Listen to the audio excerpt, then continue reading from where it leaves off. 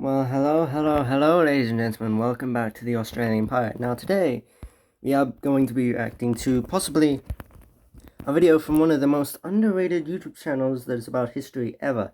Welcome to Mitzi Studio, the Vietnam War. In this video, we will dive into one of the most brutal wars ever fought. From voracious battles on steep jungle hills to the bomb streets of Saigon, this epic struggle between two ideologies is a dark chapter of the 20th century. Of course, there are many dark chapters, but this one is just really bad. For those who fought in it, not for you. You are just chilling watching a video. Good for you. Anyway, back to the dark chapter bit, also known as the Vietnam War, a 20-year-long struggle between a bunch of communist jungle folks and the South Vietnamese government who were getting a bit of help from the United States. Because, well, they did not like communists a lot back then, just like they don't really like them today. Now, before we get into the shenanigans of this whole thing, we would like to give a shout out to this video sponsor, War Thunder, the most comprehensive vehicle combat game ever made. Available for free on PC and consoles. It's the closest you can get to commanding a Huey without actually being I'm gonna skip it. The origin of the Vietnam War goes back to the Indochina conflicts of the 1940s and 50s, and the broader Cold War tensions between the US and Russia. First, Japan was fucking around, occupying the country, and being a brutal maniac, like they were doing all over Asia until the end of World War II. Soon after the mayhem, the French Indochina War broke out, with France desperately fighting for control over the Indochina territories. After fighting a long battle at Dien Bien Phu, the French surrendered, because, well, why am I explaining this? Because they're French. Subsequently, Vietnam was divided into North Vietnam and the state of Vietnam at the 17th parallel, which is a line that runs around the globe somewhere. The newly installed premier of the South Ngo Dien Diem did a great job suppressing communist activities, and the Americans gave him a big thumbs up for that. One problem with that was that Diem was extremely suspicious about anyone outside his own family. That made the whole governing structure corrupt and the locals a bit scared and unhappy. The local communists, now called the Viet Cong, had little trouble building new fan base out of those scared and unhappy locals. The Americans called out Diem's failure and gave him a thumbs down instead. Not wanting to look like an incompetent arsehole, the American President John F. Kennedy committed more US support to South Vietnam in 1962 and encouraged Diem to be less of an incompetent arsehole himself. Nevertheless, Diem's bizarre family situation with his brother smoking opium all day and his brother's wife acting like a total to the Buddhist majority were causing instability. The North Vietnam troops fought under the leadership of Ho Chi Minh, a guy who had his pubic hair transplanted onto his chin. The North Vietnamese soldiers and the Viet Cong, led by Pubic Chin Minh, were now occupied in a guerrilla war against South Vietnam. Now Buddhist resistance groups were adding fuel to the fire, surprisingly literal. Eventually, an armed uprising overwhelmed Diem's security forces, and he was shot and killed, together with his brother. Kennedy did not have a lot of time to process what happened because 3 weeks later he was shot and killed himself, while his assassin, Lee Oswald, was shot 2 days later. Lyndon B. Johnson succeeded John F. Kennedy because, well, he was the only person left that wasn't shot. Another question emerged. Could Johnson save Vietnam from a hostile communist overtake? No. It's communist now. When a US destroyer exchanged fire with a North Vietnamese torpedo boat, Washington's finger pointed to North Vietnam as the aggressor. Oh, and they finger pointed back, of course. Subsequently, the US began to bomb strategic installations in North Vietnam itself. The Viet Cong retaliated multiple times until also Johnson started to look like an incompetent arsehole. Ultimately, the US started to deploy ground troops to South Vietnam. Well, this is the part where the real shit show began. US troops themselves were now moving deeper into the Vietnamese jungle looking to find some trouble.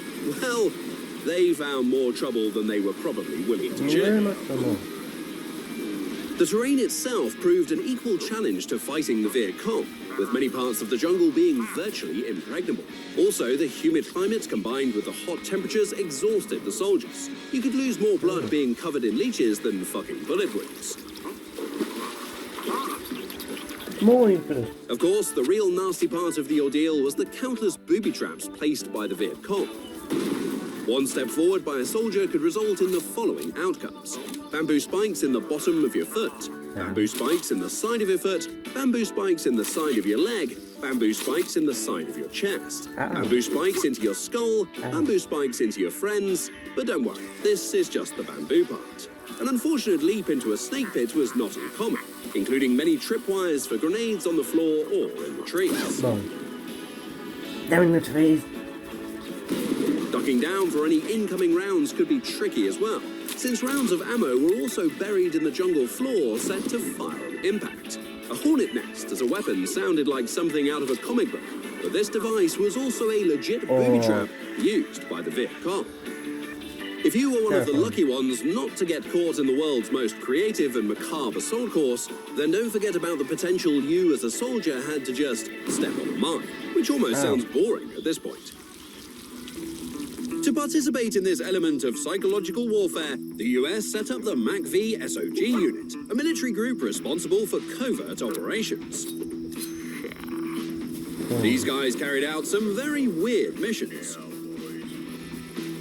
During Operation Eldest Son, SOG operatives placed booby-trapped ammunition into Viet Cong weapons stockpiles.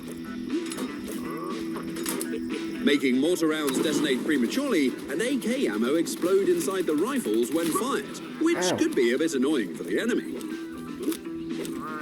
Probably the most bizarre mission of the entire war was Ghost Tape number 10. During the dark jungle nights, a US helicopter would circle Viet Cong positions. Mounted loudspeakers would blast the enemy with the sounds of a lamenting ghost from a dead Viet Cong soldier, warning his Viet Cong friends below of his pain and sorrow for dying in the jungle far away from his family.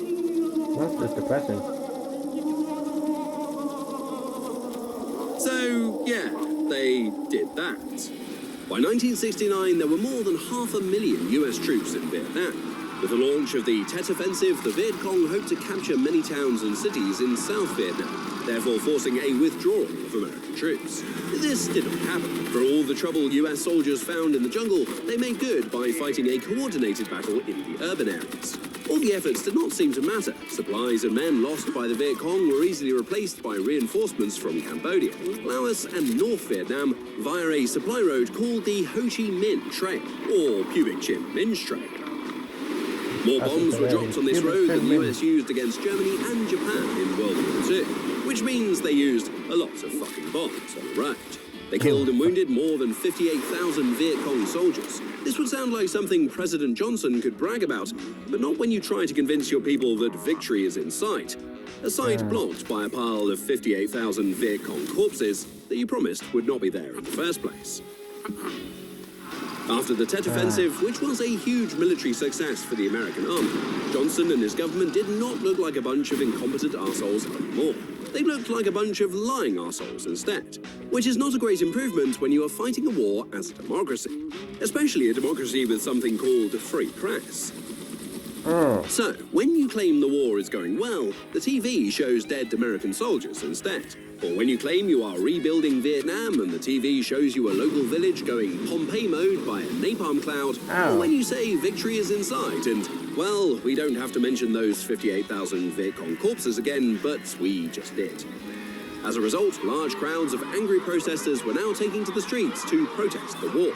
Johnson announced he would not run for re-election, which was not a lie for a change.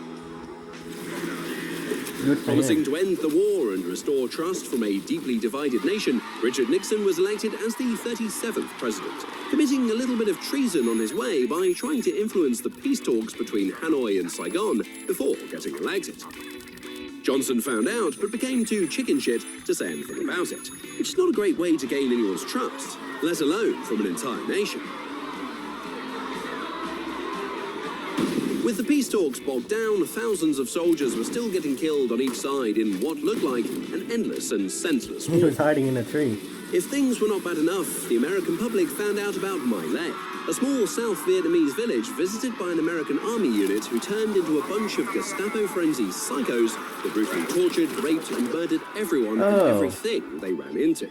Mid-1969, more and more American troops started to withdraw from South Vietnam in a process called Vietnamization. The US military failed to stop the communist forces in Vietnam. But they were now supplying the South Vietnamese army with military equipment to do what? Exactly that thing they couldn't do themselves. Instead, the Americans started another bombing campaign around Hanoi, calling it the Christmas Bombers, making the killing of another 1,600 civilians sound uncomfortably cheerful. The imminent American retreat out of Vietnam was not called a retreat, but was labelled part of a peace agreement. This way, the US did not look like a total arse.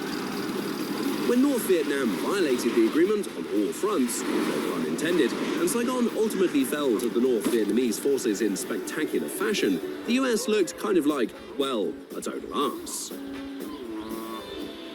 Make sure to check out War Thunder now for free on PC, PlayStation or Xbox, and use my link in the pinned comment or video description to register. Those of you who are new noobs or haven't played for 6 months will also receive a massive bonus pack across all platforms, including multiple premium vehicles, in-game currency and more, so you will stop crying and start owning.